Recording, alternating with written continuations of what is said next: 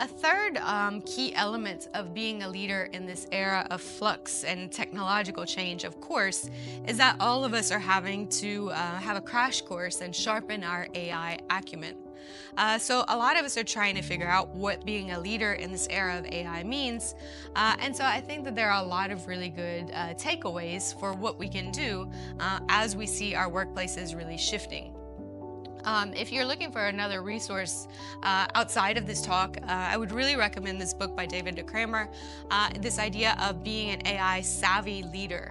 And so a lot of the different messages that we have are that you really need to keep those key interpersonal competencies. You really have to make all these different efforts that we have always had to make in terms of change management, in terms of people management. These do not go away even though we have AI. It's not that all of a sudden AI is going to take over every single human competency and human job that we have. So I think having this in mind is something that's very, very important. Yes, it is different from previous digital changes and transformations that we've had, but at the same time, it doesn't mean that we have to let go of these core things that make us exceptional leaders. So I'll explain a little bit about how to navigate those two realities. So what we see a lot of leaders doing, maybe they don't have that AI acumen, so they tend to kind of offload or delegate all this rollout of AI changes and adoption to the technical teams. And this is something that is really kind of seen as one of the key failures of a lot of the AI adoption programs that are currently going on. Professor De Kramer estimates that about 87% of these AI adoption programs are actually failing at the moment because people and leaders in particular are not taking the helm at driving these changes and explaining what these changes mean to employees and explaining, most importantly, why we have to make this adoption of this technology. The major thing that we need to do is lead, right? Ask people about how AI could be useful in their jobs. Talk with different customer segments before it's rolled out to manage their expectations and to understand what they want to get out of it.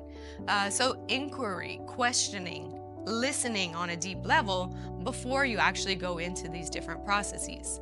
And having and communicating the very clear expectation that AIs are not synonymous with humans. Each one has their own strengths and weaknesses, and kind of saying why we're doing the adoption of AI, what it's going to serve, how it aligns with our purpose and our strategy as an organization, but at the same time, what we value about our human talent and what the humans bring to the table that is not replicated by AI.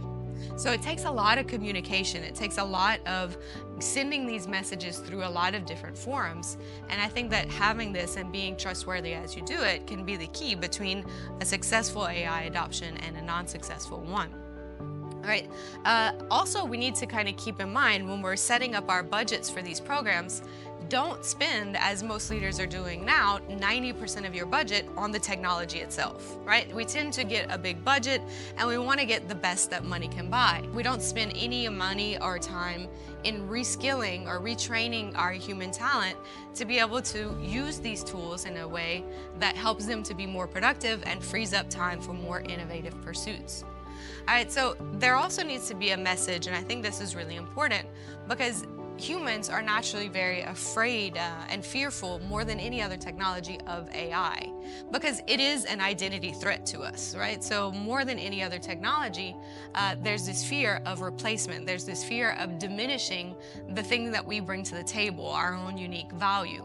That AI is second and humans are first. So having a very human-centric message, both in terms of the humans that you're servicing, in terms of your customers and the community, and in terms of your other stakeholders, like your investors and your employees.